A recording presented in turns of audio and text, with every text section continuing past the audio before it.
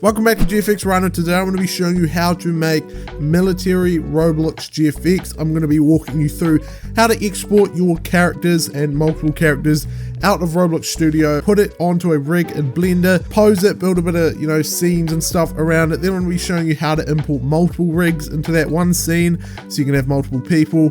And yeah, just make just the overall tutorial on how to make Military GFX. There's three things you're going to need, and that is Roblox Studio, Blender, and then the last thing is a rig right here. So I haven't actually got one right now. So today I'm going to be using this rig right here, and this is the Rhino rig. It is V1, but if you're watching this in the future, there might be future versions out. The process is still kind of the same though. Either way, you want to go ahead and click download now on this and just download it to your desktop just like that. Now in your desktop, you should have a Rhino rig zip folder. Mine has a little one next to it. That's just because I already have another Rhino rig zip on my desktop. Either way, I've also created this folder right here that I just showed before, and it's got a bunch of different folders inside of it. The first one is the rig folder. This is where we're going to be putting our rig inside of, just like that. We've got a models folder. This is going to be for like trees and just other models we're going to download. And then we've got three different folders. Each folder is for a character that we're going to export. So in my Military GFX today, I'm going to have three different characters. If you're going to have more, obviously do character 4, character 5, whatever. Just make separate folders for each character. Otherwise their like texture image will be like overwritten by each other and you won't be able to actually export them all. So make separate folders for each character. It just keeps it all organized and stuff. I mean, you can just name the folders whatever you like, but I named them character 1, 2, 3, models, and rig just to keep it, as I said, organized. So now we're going to go ahead and go into rig, and I'm going to go ahead and export this Rhino rig just like that, extract it, and then I'm going to go ahead and drag this folder out into my rig folder, and then just delete the other two as we don't need them anymore. So then inside of our project, we got the rig, and then we got the Rhino rig V1 with a default texture, the actual rig itself, and then just an info file. Now we need to export our characters out of Roblox Studio. So you want to go ahead and open up Roblox Studio, and just on a new base plate just like this, you're going to go over to avatar and then rig builder, and you're just going to import an R6 block avatar just like that, and this will just import, as you can see, just a normal rig just like that. You want to set the position to 0, 0, 0. That'll put it right in the center. This is to just avoid issues with importing and exporting. Now we need to go ahead and actually design our characters. So the first thing you probably want to do is open up your rig here and go under body colors, and then you can change up the colors of him here. You can go under this one right here to change there's different skin color presets. I'm just going to go for a light orange just like that. I'm going to copy this code and paste it on each body part, and now you can see we've just got a naked rig like that. Now we need to actually dress him up in some military gear. So to do that, you want to open up your toolbox just like this. If you cannot see your toolbox here, you want to go into view and then make sure toolbox right here is enabled, and then you just want to search up like military gear or something like that, and there's usually like these packs and stuff that let you have military gear. There's this one here. Watch out if they have scripts, because they might be viruses and stuff, but this is probably fine. But as you can see, there's a few different there's a bunch of different uniforms that come with helmets and armor and stuff. So just go ahead and import one of the packs you'd like. You can also import them from the actual Roblox, like the actual Roblox marketplace. You can just search up like military like that, and it'll come up with a bunch of different armors and stuff you can apply to your characters. But either way, just go ahead and dress up your character with some military gear. So this right here is the character I've ended up with. Under his head, you can go to his face texture and just get the ID of pretty much any Roblox face texture and just put it on there and click enter, and it'll put the face on there just like that. So now what I'm going to go ahead and do is, because I'm going to have three characters, I'm going to go ahead and duplicate them and duplicate them one more, and I'm just going to go ahead and put different faces on them, maybe take the helmet off of one of them, and just change them up, make them so they're not exact duplicates of each other, and then we can just go ahead and export them. I've also imported a few different guns and stuff here just from the toolbox. Now some guns and stuff might not work, so we might have to redo these, but either way, now we got to export all of our characters. So to do that, you want to select the character you want to import first, and make sure under transform, under position, and then under position right here, you want to set it to 0, 0, 0, and that should put them right in the middle. If it doesn't, it might be 0, 4.5, 0. It might also be 0, 3, 0. It depends on the rig and how you use it and whatever, right? So now you want to go ahead and actually export. So you want to right click the character, click export selection, Then under character 1, we're just going to go ahead and name it whatever you want and click save, and that will export his character. Now we just need to export his body armor just like this. We're going to right click it, go export selection, and then under the same folder we're going to do body armor just like that, save it, and then there'll also be our balaclava right there. We're going to export that and just name it balaclava like that, and then you can go ahead and do the same for both of your other rigs, making sure that when you export them they are set to 0, 0, 0, or the other two options that I mentioned before. For the guns, you want to go ahead and make sure they are set to 0, 0, 0 just like that. Then you can export it easily just the same way, and then you might want to put it inside of a new folder. So I'm going to make a new folder inside of my character 1 folder and just name it gun. And then inside of there, we're going to name it gun. The reason we do a new folder is sometimes the free models have textures that can overwrite our character's textures. So we need to make sure that doesn't happen. So now you can just go ahead and do that for all 3 or for however many characters you have. Just go ahead and export them all just like that. So now inside of our Rhino rig right here, you can use whatever rig you'd like, but I'd suggest using the Rhino rig as that is what today's tutorial, I cannot say that. And that is because that is what today's tutorial is using. Something like that. I suggest using the Rhino rig just because that is obviously our product and the rig we're using today. So now the first thing you want to do is select his head, and then up in this little menu at the top, if it's not open for you, if you're using a different rig or something, you can right click where it resizes, or for you that will be up here. Click horizontal split it down, and then change it to shader editor just like that. But obviously I already have that open, so I'm just going to join the areas just like that.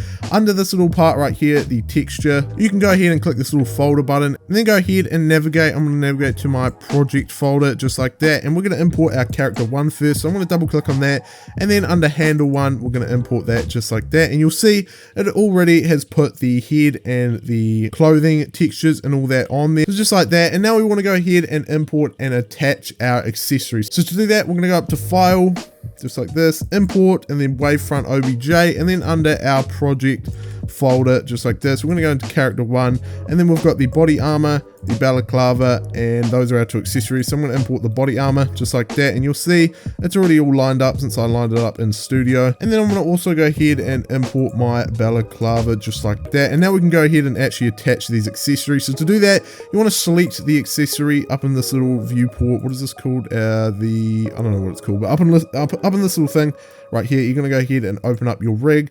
Under attachments, open that up, and then there's all these different attachments. You got head, left arm, right arm, torso, and there's probably going to be leg attachments if you're using a future version of the rig. So to attach, you're going to select the part you want to attach, and then go ahead and hold down control, and then select the part you want to attach it to. So obviously I'm going to attach the body armor to the torso, and then hovering over our viewport right here, we're going to hit Control P, and then make sure we click bone just like that. And now if we go ahead and select our actual rig just like that, our actual armature, we can go ahead and go into pose mode, and if we pose this, you can see that the body armor moves with it. We also need to attach the head, so to do that, we need to attach the balaclava. To do that, you want to select it once again, hold down control, and then select the attachment you want to attach it to.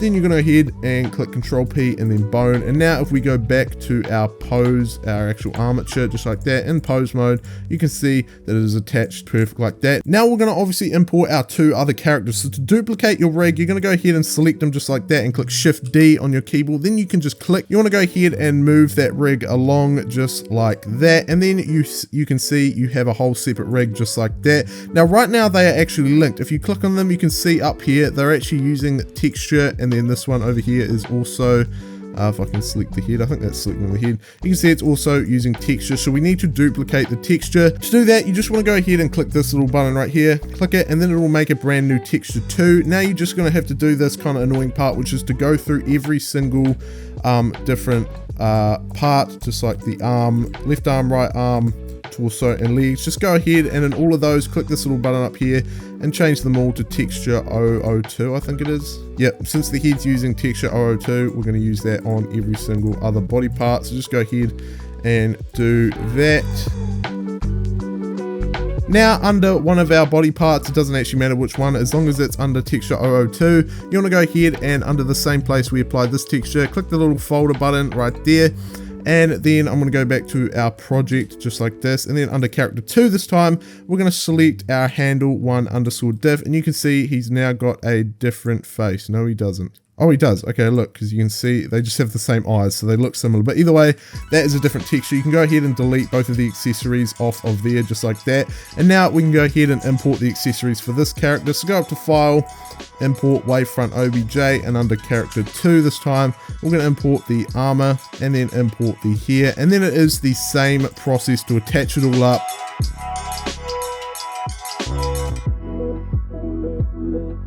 And then it is the same process all over again for as many rigs as you'd like. So I'm going to go ahead and select this, make sure I'm not in pose mode. Select it, duplicate it, click X on the keyboard to do it on the X axis, and then you can go ahead and import your third character onto here. I'm going to skip this, and then I'm going to show you how to build a scene for this.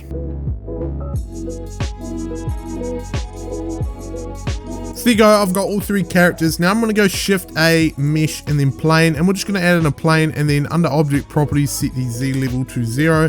Click S on your keyboard just like this, and then drag your mouse to size it up. Then we can go ahead and click Tab on our keyboard to go into edit mode, and then right click it, click Subdivide. Under Subdivide, set the number of cuts to 100, and then you might want to subdivide it a few more times depending on how realistic you want it. I'm going to go with I'm just going to stick with that. And now you can click Tab on your keyboard to go back out of edit mode, and up at the top there should be a little sculpting tab just like this. If it isn't there, you can click plus, sculpting, and then sculpting tab. Click on that, and with your plane it should already be selected, and then you can just go ahead and use these different tools, and the radius right here, which is obviously how big your sculpting is, the strength, which is obviously how strong you want the sculpt tool to actually be, and then this is subtract and add. So subtract obviously makes holes in the ground, and add makes all hills and stuff. So just go ahead and mess around with this, build a little scene, and yeah.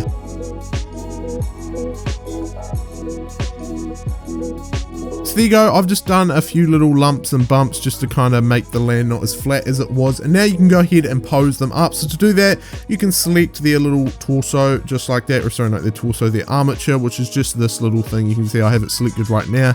Move them wherever you want, go up to the corner into object mode, go into pose mode, and then use your move and rotate tools to move the different body parts however you'd like. So I'm going to go ahead and pose them all up. You'll also, of course, probably want to import your gun. So go up to File, Import Wavefront OBJ, and then under your character, you can go ahead and import whatever accessory he has just like that, and it should already be all set up. Now if it comes like this knife right here and doesn't have its textures, or it's messed up in some sort of way, it mainly gets messed up with the textures. Don't even bother trying to fix them up, there's no real point. Just go ahead and find a different model to export, and then go ahead and import that. Another thing is you'll want to go ahead and go up to add and then camera just like this, and that'll add in obviously a camera. So to move it around, you want to go ahead and go into view up here, and then navigation and walk navigation, or sorry, you don't want to do that. You want to go and click this little button right here to bring you into the camera, and then you want to go to view, navigation,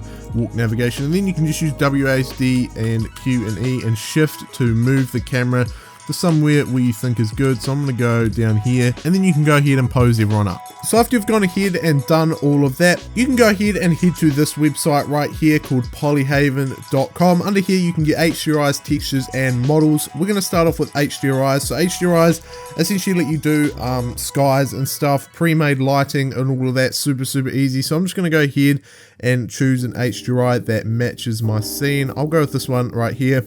And you can also choose any models or textures you like. Obviously textures are very high quality PBR textures, but I'm going to want some grass, and if you want grass from Polyhaven, you can go under models, and then under models you can choose, see these different grass ones. I'm going to go grass medium right here. There's also a bunch of different tree models and stuff, which I also do want trees. I'm just going to go with this tree small right here. If you need a model but you can't find it in here, what you can do is you can just go ahead and search up free 3D models just like that, and these websites here, Free 3D, Turbo Squid, Sketchfab, CG Trader, I'm not really sure about the other ones, but those four at least are very good. I've used them before.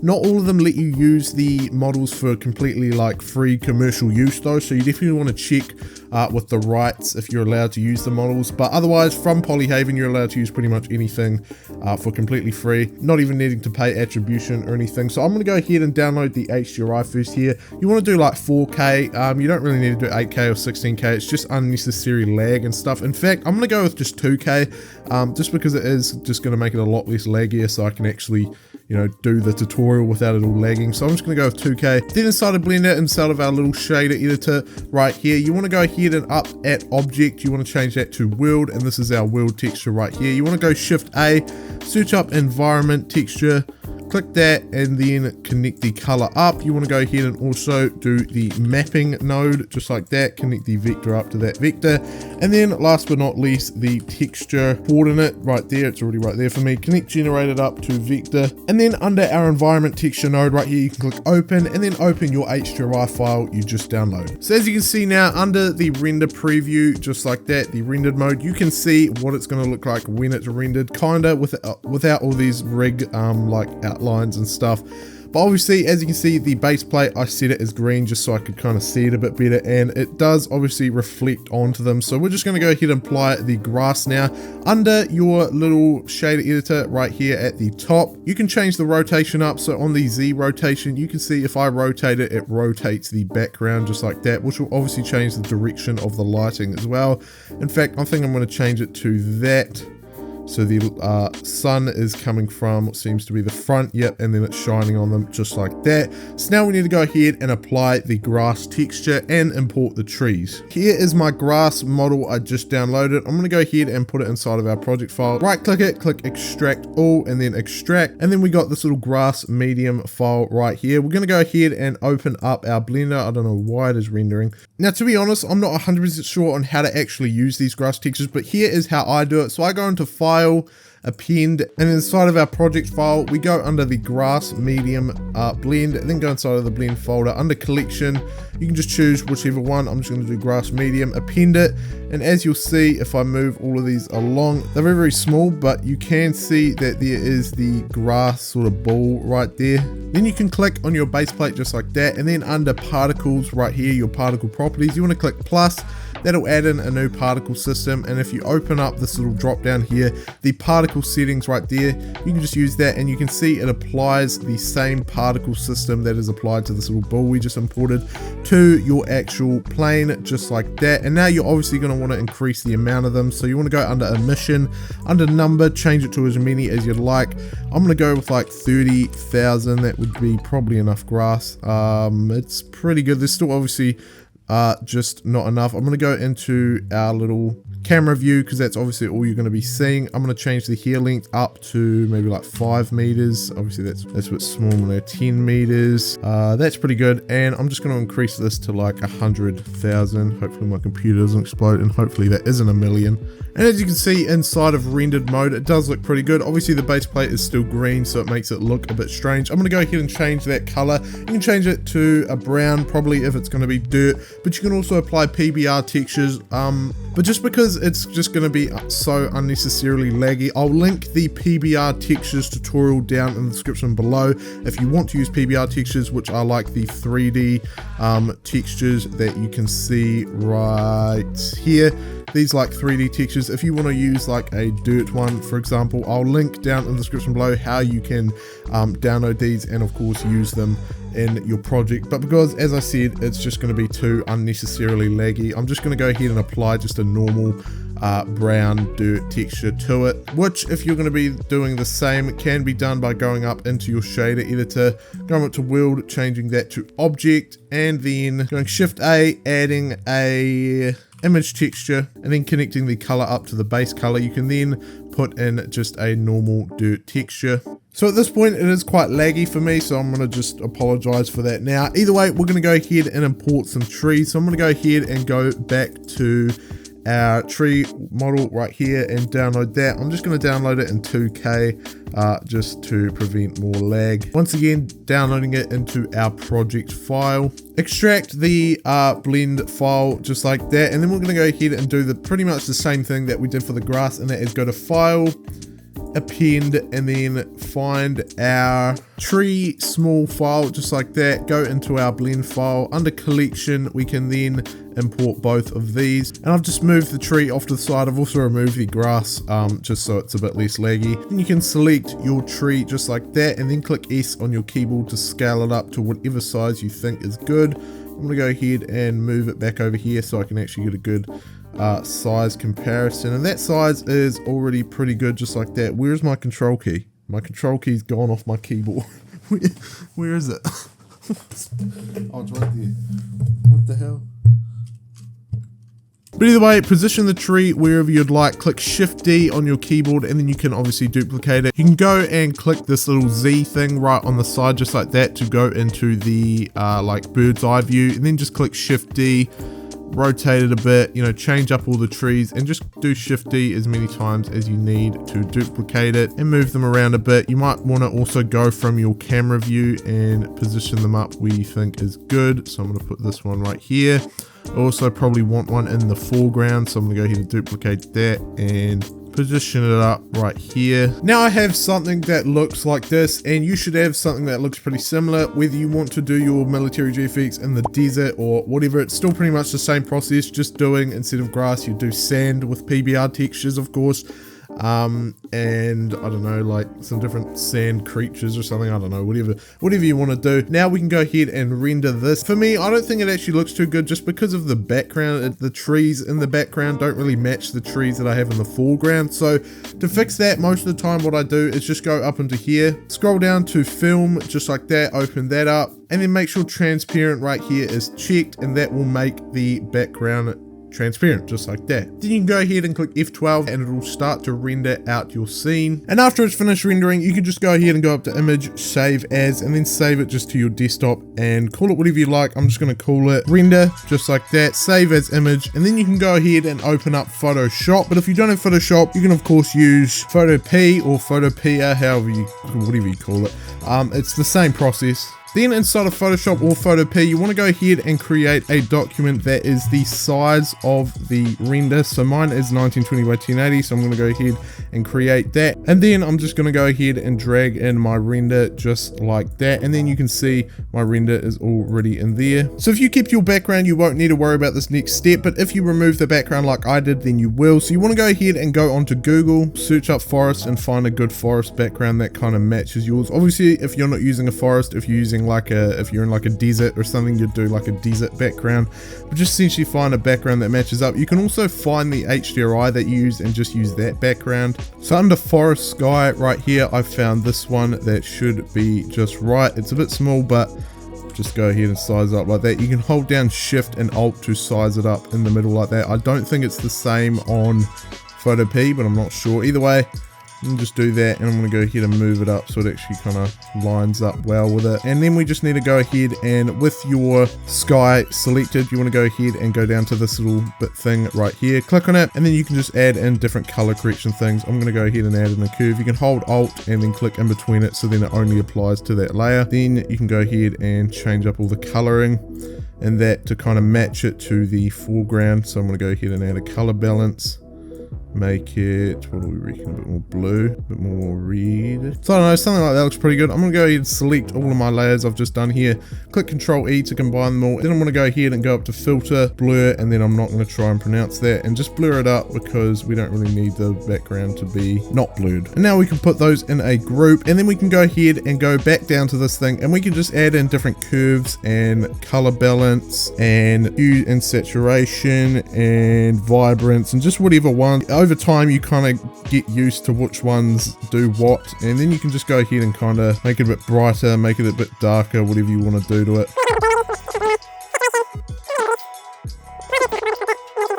Something like that. It looks pretty good already. Just mess around with these color correction settings. That's kind of the main thing you need to do in Photoshop. Other than that, it's pretty much done. So I want to thank you all very much for watching this pretty long video. Make sure to join the Discord down in the link in the description below, and I'll see you all next time. Goodbye.